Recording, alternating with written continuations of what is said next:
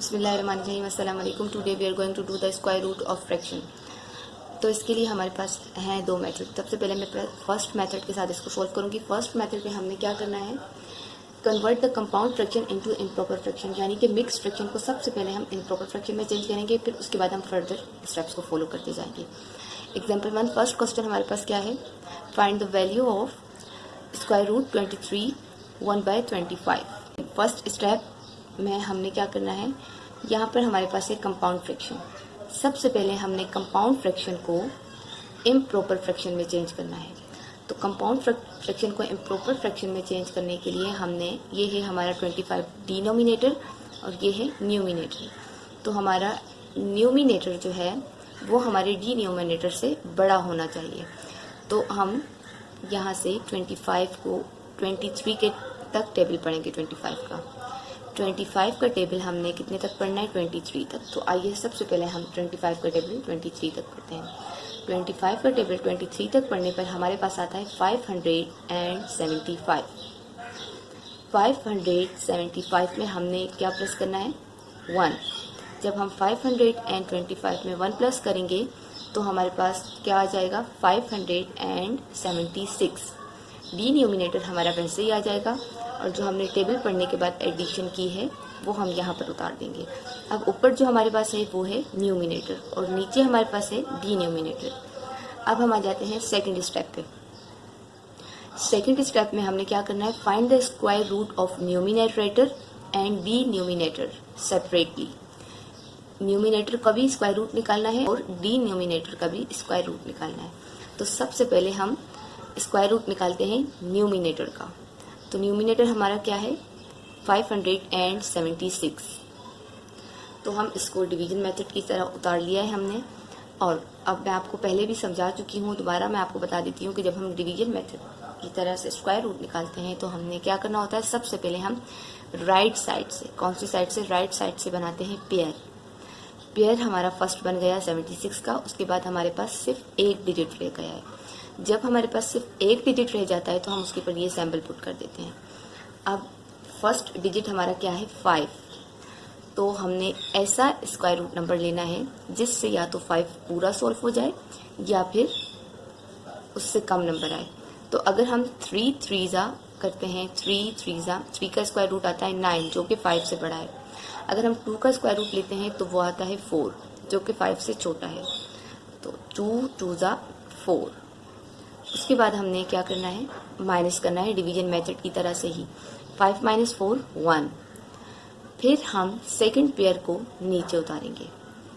Second pair को नीचे उतारने के बाद हमने दोबारा से, ये हमारा डिविडेंड है, उसके लिए हमें चाहिए डिवाइज़र। यहाँ पर हमारे पास अभी कोई डिवाइज़र नहीं है। न्यू डिवाइज़र, न्यू डिविडेंड के लिए बनाना है तो हम क्या करेंगे, सबसे पहले ऊपर वाला जो डिवाइज़र है वो और क्वोशंट दोनों को ऐड करेंगे। 2 + 2 4, जो कि हमारा यहाँ लिख दिया है हमने। 2 + 2 4 के बाद अब हमने, गौर से सुनिए, जो लास्ट डिवाइज़र नंबर ऐड करना है वो ऐसा डिवाइज़र नंबर होना चाहिए जो कि क्वोशंट के साथ मैच हो, यानी कि दोनों नंबर सेम हो। डिवाइज़र का लास्ट डिजिट और क्वोशंट नंबर सेकंड डिवाइज़र के लिए जो आएगा वो सेम होने चाहिए। तो अगर हम 44 का टेबल 4 के साथ 4 को हम ऐड करते हैं, 4 ही डिवाइज़र लेते हैं, 44 बन जाएगा। 44 का टेबल अगर हम 4 तक पढ़ें तो हमारे पास आता है 176। 44 4 76। अब हमारे पास कुछ भी नहीं बचता इक्वल नंबर आने के बाद। तो अब हमारे पास स्क्वायर रूट क्या आया न्यूमिनेटर का, 24, जो कि हमने यहाँ लिख दिया है। इसी तरीके से डिनोमिनेटर का भी स्क्वायर रूट निकालना है। तो डिनोमिनेटर हमारा क्या था, 25, जो कि हमने यहाँ लिख दिया है। फिर हमने ऐसा स्क्वायर रूट नंबर लेना है जिससे 25 या तो पूरा सॉल्व हो जाए या तो उससे कम नंबर आए। तो 5 का अगर हम स्क्वायर रूट निकालते हैं तो 5 5 25। तो डिनोमिनेटर का स्क्वायर रूट क्या आया है, 5, जो कि हमने यहाँ लिख दिया है। सेकंड स्टेप के बाद अब हम थर्ड स्टेप पर आएंगे। थर्ड स्टेप में हमने क्या करना है, divide the square root of numerator by the square root of denominator, यानी कि हमने डिवीजन करना है। न्यूमिनेटर को हमने डिनोमिनेटर के साथ डिवाइड करना है। तो ये हमारा न्यूमिनेटर आया है, वो हमने यहाँ लिख दिया स्क्वायर रूट में, और ये 25 का स्क्वायर रूट आया 5, तो हम डिनोमिनेटर की जगह लिखेंगे क्योंकि ये डिनोमिनेटर था। अब हमने इनको आपस में क्या करना है, डिवाइड। 24 को डिवाइड करना है 5 से। 24 को 5 से जब हम डिवाइड करते हैं, 5 4 ज़ा 20 माइनस 24 20, तो 4 बच जाता है। अब 4 तो 5 के टेबल में आता नहीं है, तो अब पॉइंट लगा के हम 0 बढ़ा देंगे।